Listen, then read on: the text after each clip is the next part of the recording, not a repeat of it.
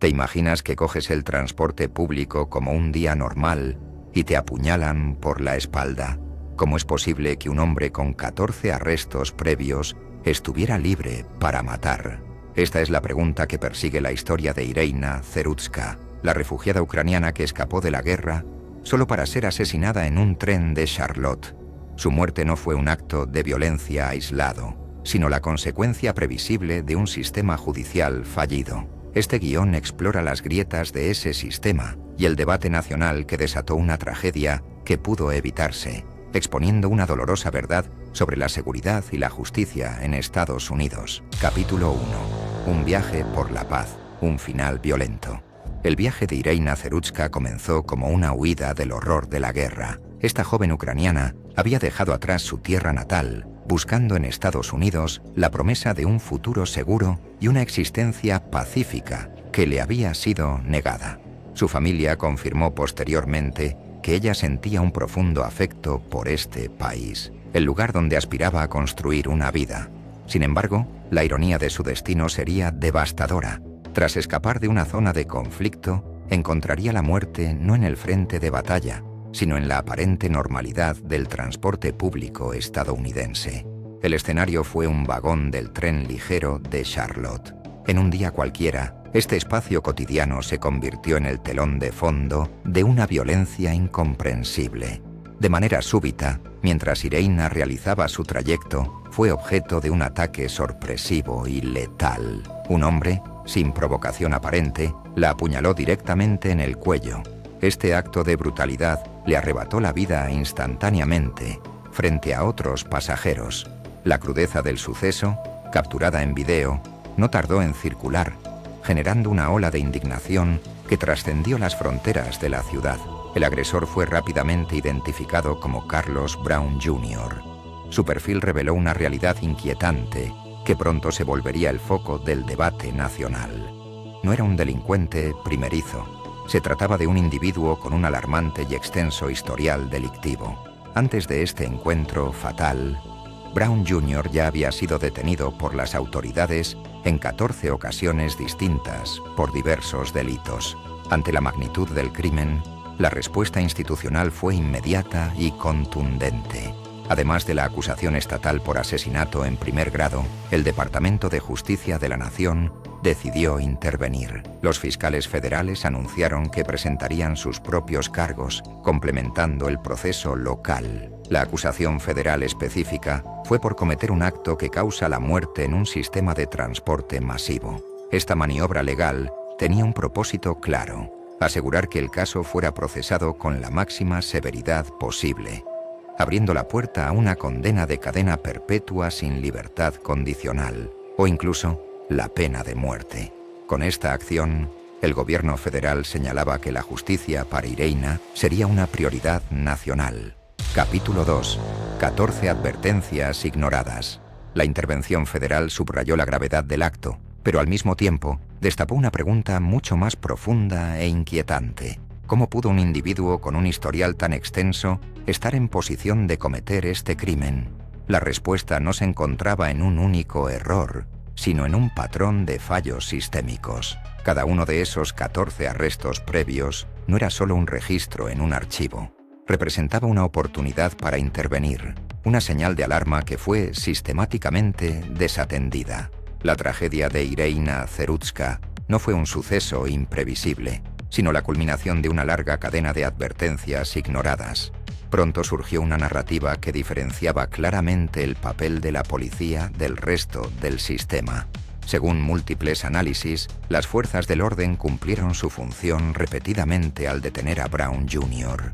El fallo, desde esta perspectiva, no se produjo en la calle, sino en los tribunales y en las políticas que rigen la liberación de detenidos. Esta visión fue amplificada por la reacción a la declaración del gobernador de Carolina del Norte, Josh Stein, quien lamentó el insensato acto de violencia y propuso como solución aumentar los fondos para contratar más agentes. La respuesta pública fue inmediata y contundente, calificando sus palabras de estar desconectadas de la realidad del caso. En diversas plataformas, ciudadanos y críticos señalaron que la policía ya lo había detenido en numerosas ocasiones. El problema, argumentaban, no era la falta de arrestos, sino un sistema judicial que permitía su liberación constante, una y otra vez. Se popularizó la idea de que los agentes hacían su trabajo, solo para ver cómo los jueces y las políticas de libertad condicional devolvían a los delincuentes a la comunidad. Esta dinámica alimentó el concepto de un sistema de puerta giratoria, donde los criminales reincidentes entran por un lado y salen rápidamente por el otro, sin enfrentar consecuencias efectivas que impidan futuros delitos. Comentaristas como Jeff Kruger destacaron que este patrón no era exclusivo de Charlotte. Afirmaron que se trataba de un problema recurrente en muchas otras grandes ciudades del país, donde, según su análisis, jueces con políticas permisivas liberan a individuos peligrosos que inevitablemente vuelven a delinquir. El sistema de justicia había quedado expuesto como una red incapaz de contener a una persona cuya peligrosidad era evidente. 14 veces se había activado la alarma, y 14 veces el sistema había fallado en dar una respuesta definitiva. La cuestión de la falla sistémica estaba sobre la mesa, pero otra pregunta, más íntima y oscura, comenzaba a tomar forma. Este es un caso complejo con muchas capas que nos invitan a la reflexión. ¿Crees que esta tragedia fue un fallo aislado o el síntoma de un problema mucho más profundo en el sistema de justicia? Déjanos tu opinión en los comentarios. Capítulo 3. Atrapé a esa chica blanca. El debate sobre el odio racial.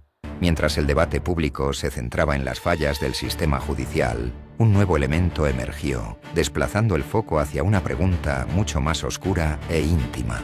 ¿Cuál fue el motivo detrás del ataque? La respuesta parecía encontrarse en una grabación que apareció poco después del suceso. En el video, captado momentos tras el apuñalamiento, se podía oír a Carlos Brown Jr. caminando y pronunciando una frase escalofriante: «Atrapé a esa chica blanca». Estas palabras no solo confirmaban su autoría, sino que introducían un elemento profundamente perturbador en el caso: la posible motivación racial. La interpretación de esta declaración, sin embargo, no fue unánime y desató una intensa controversia mediática. Para un sector de la opinión pública y diversos analistas, la frase era una confesión explícita de un crimen de odio. La elección de sus palabras parecía indicar que la identidad racial de Irina Verutska fue, como mínimo, un factor determinante en su selección como víctima. Desde esta perspectiva, la evidencia era clara y directa, y el caso debía ser tratado como un acto de violencia motivado por el odio. No obstante, esta conclusión no fue universalmente aceptada. Otros, notablemente en un panel de la cadena de noticias CNN, mostraron escepticismo e incomodidad ante esta idea. La discusión en su programa sugirió que sacar conclusiones apresuradas sobre la motivación racial era una forma de instrumentalizar la tragedia. Este punto de vista generó una reacción airada, con críticos acusando al panel de minimizar deliberadamente una evidencia crucial. Este choque de perspectivas dio lugar a una contundente acusación de doble rasero en la cobertura mediática. El argumento central sostenía que si las identidades raciales del agresor y la víctima se hubieran invertido, el debate no existiría. En ese escenario hipotético, se afirmaba, la calificación de crimen de odio habría sido inmediata, indiscutible y ampliamente difundida por esos mismos medios. La renuencia a aplicar la misma lógica en este caso fue vista por muchos no como un ejercicio de prudencia periodística, sino como una decisión editorial selectiva. La discusión ya no giraba únicamente en torno a la violencia o las fallas del sistema, sino sobre cómo la raza influye en la narrativa de un crimen. El debate se había instalado, pero la forma en que fue abordado por los principales medios de comunicación comenzaba a generar su propia historia. Capítulo 4.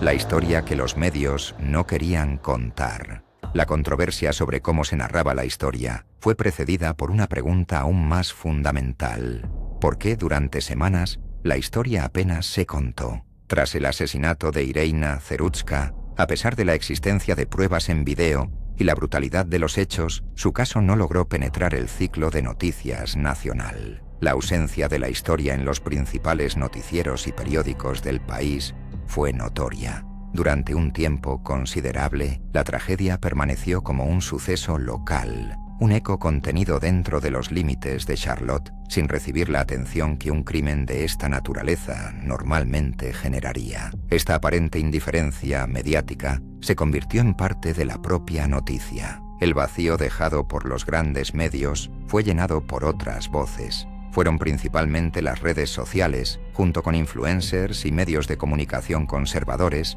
quienes comenzaron a difundir la historia de manera masiva. Al compartir los detalles del caso, el video del ataque y el historial delictivo del agresor, crearon un contrapeso a la narrativa silenciosa de la prensa tradicional. Esta presión digital generó un creciente clamor público que demandaba respuestas y, sobre todo, visibilidad a nivel nacional. Fue entonces cuando la dinámica comenzó a cambiar. La historia, impulsada por esta corriente alternativa, alcanzó una masa crítica que se volvió imposible de ignorar. La presión social y el creciente interés en línea hicieron que mantener el silencio fuera insostenible para las grandes cadenas. En consecuencia, los medios nacionales comenzaron a cubrir el caso, pero su entrada en la narrativa fue percibida por muchos como tardía y forzada. No parecía una decisión editorial proactiva, sino una respuesta inevitable al imperativo de una audiencia que ya estaba discutiendo el tema de forma intensa. De este modo, la cobertura que finalmente llegó fue calificada por analistas como Jeff Kruer de ser reactiva y reticente. El caso de Irina Verutska se había convertido en una prueba de fuego para el periodismo, exponiendo una fractura entre las agendas editoriales de los medios tradicionales y las preocupaciones que movilizaban a una parte significativa de la sociedad en el entorno digital. El crimen en sí era una tragedia, pero la forma en que fue tratado por la prensa se transformó en un debate aparte, uno que hablaba de selección de noticias, narrativa y control. La historia ya no era solo sobre un asesinato. Capítulo 5. El crimen como símbolo de la inseguridad urbana. A medida que la historia se extendía, resonaba con un temor latente y profundo en la conciencia colectiva. El asesinato de Irina Verutska trascendió los detalles del caso para convertirse en un poderoso símbolo de la creciente inseguridad en los espacios públicos de las ciudades estadounidenses. La naturaleza aleatoria y brutal del ataque en un lugar tan cotidiano como un tren ligero tocó una fibra sensible. Hizo que la tragedia se sintiera universal, evocando la pesadilla de que algo similar pudiera ocurrirle a cualquier persona, en cualquier momento, mientras realizaba sus actividades diarias. Este sentimiento de vulnerabilidad fue articulado por observadores como Jeff Kruer, quien señaló que la experiencia en Charlotte no era un caso aislado. Al contrario, reflejaba una ansiedad palpable en muchas otras metrópolis del país. Describió la sensación de intranquilidad al viajar en el metro de Nueva York o en los autobuses de otras grandes urbes, una experiencia que, según él, se había vuelto cada vez más intimidante. El caso de Irina se convirtió así en la encarnación de un miedo generalizado, la prueba tangible de que los centros urbanos se percibían como lugares cada vez más peligrosos. Frente a esta creciente ansiedad pública, la respuesta de los líderes políticos fue examinada con lupa. Un ejemplo claro fue la intervención del gobernador de Carolina del Norte. Su reacción a la tragedia se materializó en un llamado a aumentar el presupuesto para reclutar más policías, una propuesta que, en su opinión, abordaría la necesidad de mantener a la gente segura. Sin embargo, esta solución fue recibida con una ola de críticas por parte de un público que veía el problema desde una óptica diferente. Los detractores de su propuesta argumentaron que su diagnóstico era erróneo.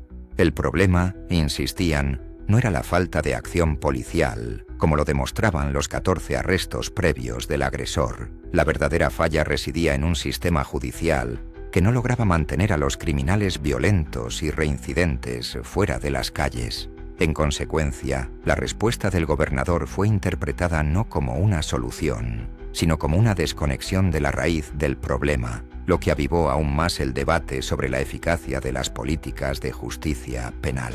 El caso se había convertido así en un poderoso estandarte para quienes abogaban por un endurecimiento de las leyes y un enfoque de ley y orden. Ya no se trataba solo de un crimen, sino de un referéndum sobre la seguridad urbana y la capacidad del Estado para proteger a sus ciudadanos, dejando un legado que iba mucho más allá del trágico evento en sí. Capítulo 6. Más allá del titular. El legado involuntario de una víctima. El clamor por la seguridad y la justicia, avivado por la indignación pública, encontró una respuesta en la contundencia de la acción legal. Con los cargos federales sumándose a los estatales, el sistema que había sido tan duramente criticado por su pasividad se movilizó para asegurar que Carlos Brown Jr. enfrentará las consecuencias más severas. La promesa de las autoridades de buscar la pena máxima no era solo un procedimiento legal, se convirtió en una declaración pública, un intento de restaurar la confianza y ofrecer una forma de rendición de cuentas por una tragedia que muchos consideraban evitable. Sin embargo, el verdadero legado de este caso se extiende mucho más allá del destino de un solo hombre en un tribunal. Irina Serutska, una persona que buscaba refugio y una vida tranquila, fue transformada póstumamente en un emblema involuntario. Su rostro se convirtió en el símbolo de un sistema de justicia penal fracturado, incapaz de proteger a la ciudadanía de una amenaza documentada y recurrente. Su historia se convirtió en el punto central de un debate nacional sobre la seguridad en las ciudades, la responsabilidad de los medios de comunicación y las incómodas preguntas sobre el papel que la raza juega en la violencia y en su cobertura. De este modo, su muerte dejó de ser un hecho aislado para convertirse en un doloroso caso de estudio. La decisión de su familia de enterrarla en Estados Unidos, el país que ella había aprendido a amar, añadió una capa de profunda ironía y tristeza a su historia, solidificando su papel como el rostro de una promesa rota. Finalmente, la narrativa de Irina Serutska no concluye con un punto final, sino con una serie de preguntas persistentes que su muerte impuso a la sociedad. Más allá del veredicto que reciba su asesino, su legado reside en la interpelación directa que su caso representa para las instituciones. ¿Es el sistema capaz de aprender de sus fallos más evidentes? ¿Qué medidas concretas se tomarán para garantizar que 14 advertencias no vuelvan a ser ignoradas? Y en última instancia, ¿cómo puede una nación proteger a sus ciudadanos más vulnerables de peligros que conocía y que, de hecho, permitió que continuaran libres? La búsqueda de justicia continúa, al igual que el debate que este caso ha encendido. Gracias por acompañarnos. Si este tipo de análisis te parece importante, apoya nuestro trabajo con un me gusta y suscríbete para no perderte futuros documentales.